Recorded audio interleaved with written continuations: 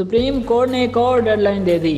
Supreme court of Pakistan ने वजारत दिफा और इलेक्शन कमीशन की इंतखाबात एक साथ कराने की दरख्वास्त नाकाबिल समाअत करार देते हुए हुकूमत को 27 अप्रैल तक फंड की फराहमी यकीनी बनाने का हुक्म दे दिया।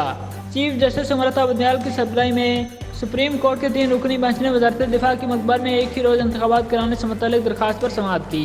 बेंच के दीगर जजेस में जस्टिस इजाजुल हसन और जस्टिस मुनीब अख्तर शामिल थे। अदालत उज़्मा ने वज़ारत दिफा की मकबर में एक ही रोज़ इंतखाबात कराने की दरख्वास्त पर समाअत की।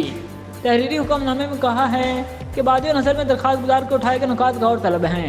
इलेक्शन उसी सूरत बेहतर होंगे जब सियासी जमातों की मशावरत शामिल हो। सियासी जमातें सीनियर रोजगार को नुमाइंदा मुकर्रर करके अदालत भेजें। तहरीरी हुक्मनामे के मुताबिक वज़ारत दिफा की इस्तदा अदालत कबूल नहीं कर सकती। बादियो नज़र में दरख्वास्त गुजार के उठाए गए नुकात गौर तलब हैं। दरख्वास्त गुजार के मुताबिक सियासी जमातों में बाहमी एहतराम ज़रूरी है।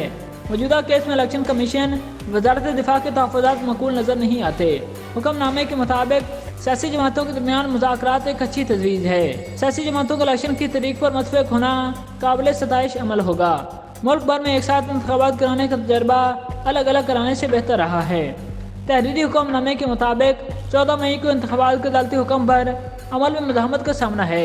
एक ही रोज़ इलेक्शन उसी सूरत बेहतर होंगे जब सियासी जमातों की मशावरत शामिल हो। सियासी जमातें सीनियर रोजगार को नुमाइंदा मुकर्रर करके अदालत भेजें। तहरीरी हुक्म के मुताबिक सियासी मुज़ाकरात मुकर्ररा वक्त में इलेक्शन से रूगर्दानी के लिए इस्तेमाल नहीं होने चाहिए। अदालत ने वक्त की किल्लत को मद्देनज़र रखना है।